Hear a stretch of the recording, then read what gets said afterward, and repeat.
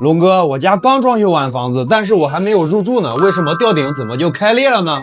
不想家里面刚刷完铝胶漆以后，吊顶就出现开裂、下沉、掉落的情况，在木工吊顶之前，一定要跟木工师傅交代这10个小细节，记不住的先点赞收藏。第一，一定交代师傅在所有的拐角处用整板的施工工艺，千万不要出现拼接缝，因为这个拐角是最容易出现开裂下沉的。第二，石膏板的拼接处一定要做这种微型槽。不管是平面的石膏板还是立面的石膏板都要做，因为这样后期油工刮腻的时候好刮腻子，好挂网，后期才能防止开裂。第三，吊顶的时候龙骨一定要选择这种金色防锈涂层的轻钢龙骨，因为轻钢龙骨防火防潮不变形，后期吊顶稳定它还不开裂。一定不要用木龙骨，它会随着四季温度的变化，从而热胀冷缩，导致你家的吊顶出现开裂的现象。第四，在固定石膏板时，一定要交代师傅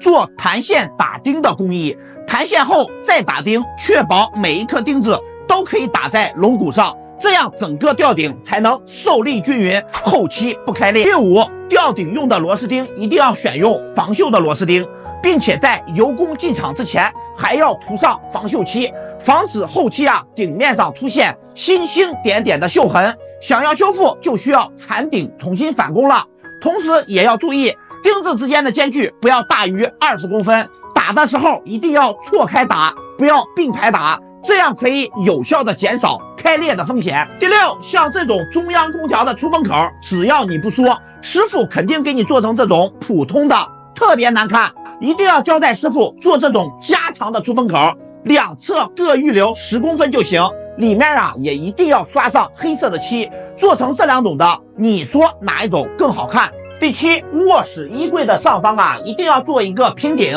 因为开发商原始的顶是不平的，直接装上衣柜的话，后期会有缝隙，特别难看。平顶的深度也要比柜子多出来2公分，这样咱们后期装好柜子之后才能做到严丝合缝，美观还好看。第八，卧室的窗帘盒一定要让师傅做好了，像这种传统的螺码杆的就不要再做了，后期装上窗帘之后漏光还难看。窗帘的盒的尺寸也要预留对了，单层窗帘预留20公分，电动窗帘预留25公分，高度不要低于15公分。同时还要提醒师傅，窗帘盒一定要用欧松板打底，这样后期窗帘轨道才不会出现坠落的情况。第九，在吊完顶以后，一定要让木工师傅根据图纸把筒灯、射灯的位置开好孔，因为他最了解龙骨的位置，避免后期开错孔破坏龙骨的情况，造成吊顶不稳定